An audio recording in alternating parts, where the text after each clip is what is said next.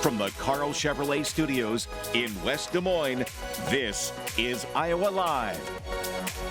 Hey, Whitney Hemmer from Fareway Meat Grocery. Did you hear that Moulin Rouge, the musical, winner of 10 Tony Awards, coming to Des Moines? I did. Yeah? Well, check this out. We're giving away tickets. 3 grand prize winners are going to get 4 tickets and dinner at Django.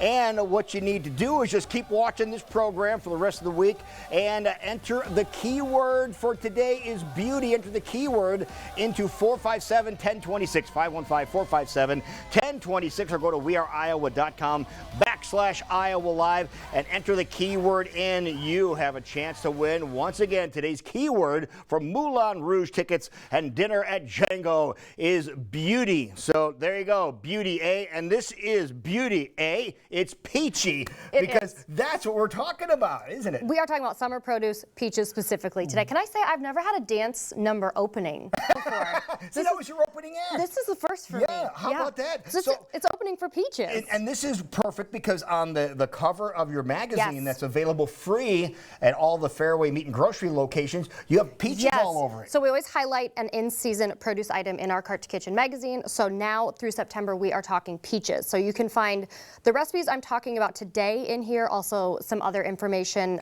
choosing storage health information in here as well. Okay. And like I said, these are free at your local Fareway near the check stand. Okay, so let's talk about what it says on there. It says picking the perfect peach. Yes. Now, you're going to learn some things about peaches that you might not have known about. Okay, where are we starting here? Let's start with the color of peaches. Okay. There are actually 2 different color peaches, white peaches and your yellow peaches. Right. So white peaches are actually a little bit sweeter. The white ones I think that's interesting also, but the yellow has more acid in it, so it gives you that tang. Okay, a little more tart? Yes, okay. so that's actually my preferred. I like the yellow peach, but if you want something a little more mild, or maybe you have kids that don't like that tang, you could try a white peach. But it's sweeter. It's still sweeter, yes. Wow. The yellow will get sweeter as it gets ripe. Some of that acid dissolves.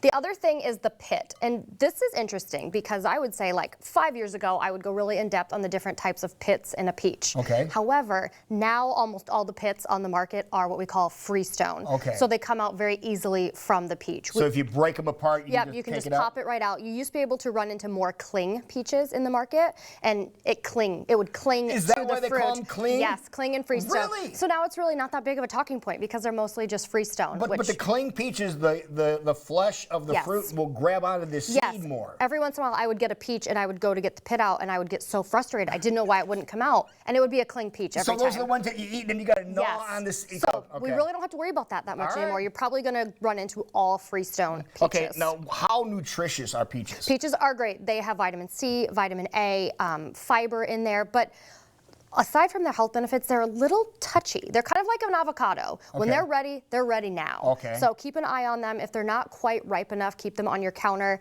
And it's actually recommended that you check them 2 times a day. A day? When you're trying to check for ripeness, because they do go so fast. They get ripe that fast? I know. They do produce ethylene gas, so if they are ripe and you have fruit that you don't want to get ripe, keep them separate because they produce that gas, which makes other fruits ripen too quickly. Okay, so now to ripen them quicker, you mentioned that gas. If you keep them in a paper bag, is that the idea? Yes, and if you have something like an avocado that you want to ripen faster, put a ripe peach in with it, and that avocado will ripen faster. You see how much stuff you're learning today? You didn't know peaches had this much, did you? Everything peachy is here. Now, what do we have in front of us here? Okay, so this is my absolute favorite salad. It's my new fixation salad that I eat every day. It's a peach and cherry salad. I typically use arugula on the bottom. Today I did use spinach, so really any kind of soft, mild green works there. I used dried cherries, and again, any of these ingredients you don't like, leave off, add more that you'd like. Sliced almonds. I used blue cheese today, but actually goat cheese is a personal favorite of mine on this salad. And do we have time to make a dressing really quick? We have quick. About a minute and a half. Oh, I can do it. You can do it, okay. All right, we need some lemon zest. Got it. So I zested my lemon first. You always want to do that because we're going to juice it as well. And I did bring my juicer today because my lemons have so many seeds today that I didn't want to be picking those out. So I make this and then just keep it in the refrigerator, and then I top my salad, you know, as I'm eating it. Right.